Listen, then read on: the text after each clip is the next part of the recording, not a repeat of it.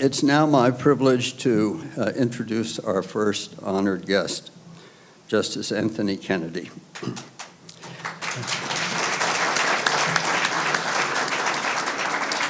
We all know of Justice Kennedy's distinguished career. He has been a lifelong defender of the rule of law. What you may not know is that he was appointed to the Ninth Circuit U.S. Court of Appeals at the age of 38 to become the youngest Court of Appeals judge in the country at the time. 13 years later, he was appointed to the Supreme Court, where he served for 30 years. With a wonderful reputation as a non-ideological, thoughtful member of the court, whom we miss to this day. This evening, my purpose is to make a few remarks about my wonderful friend, Justice O'Connor. And part of those remarks will be to stress her civility, her decency, her commitment to freedom, and her unfailing personal courtesy. Sandra O'Connor, we miss very much. When we came to Washington, we really didn't know anyone, and Sandra did something that some people don't do. She shared with us her friends. Sandra grew up on a ranch, rode horses. Arizona had been a state for only a decade or so, and she loved the open spaces. She loved the land. Willa Cather once said, "If you're on land, you can sometimes own it for a little while." And we must remember, if we own land, if we own liberty, if we own rights, we own them for a little while, and then we must pass them on. The chief judge of the Ninth Circuit Court of Appeals was Richard Chambers, a very well-known judge. And he was from Arizona. And he told me that he knew the part of Arizona where the Day Ranch, Sandra Day O'Connor, her family's ranch was. And he said that the Days had the reputation for being the best neighbors in Arizona. We must all be good neighbors to each other.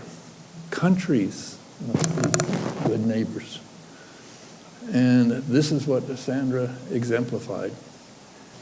And one of the things that Justice O'Connor and CEELI wanted to teach was that the legal profession can find a model in the Anglo-American system so that lawyers on a day-to-day basis can protect dignity, rationality, thoughtfulness, etiquette, ethics, courtesy.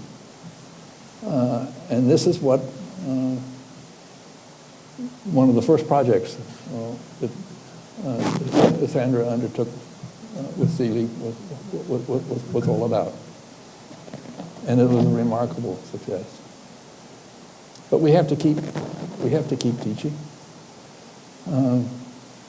We have to learn about the meaning of freedom. We have to learn about the meaning of human rights. And then we have to teach others for the next generation. After 9/11, it was my idea that maybe we should have a new emphasis on civics for high school students so people would know why we are protecting freedom. And my comment was that you don't take a DNA test to see if you believe in freedom. Freedom is taught, and teaching is a conscious act. And Justice O'Connor repeated that often. You have to remember that freedom does presume a rational, thoughtful, respectful dialogue. And that dialogue, again, has to be between people because we respect them as individuals. And if you don't, you leave the door open to tribalism. Tribalism is a human instinct. And the whole point of Lockean philosophy, the whole point of the philosophy of freedom, is that freedom stands for something quite to the contrary of tribalism. We identify you not by your particular characteristics as a person or as a member of a class or a member of a race. We identify you because you have certain rights and you have a dignity of your own. And we cannot allow this country to lapse into tribalism, which is a human instinct. It never occurred to me that in my later years, many of us would have substantial concerns about the direction of the American democracy. But if we don't teach ourselves first about the dangers of tribalism and about the thrill of freedom, then we can't teach each others. And you see this happening in Europe even today. Neighbors are being distanced from each other because they define themselves in terms of their own nations. And that is not the meaning of the law. It's not the meaning of freedom. It's not what Justice O'Connor stood for. It's not what CEELI should and must stand for. We must always care about the rule of law and the freedom to protect us, because that's who we are. That's who this nation is. That's who this nation must become once again from generation to generation. And CEELI is committed to that. And for that reason, it is my honor to note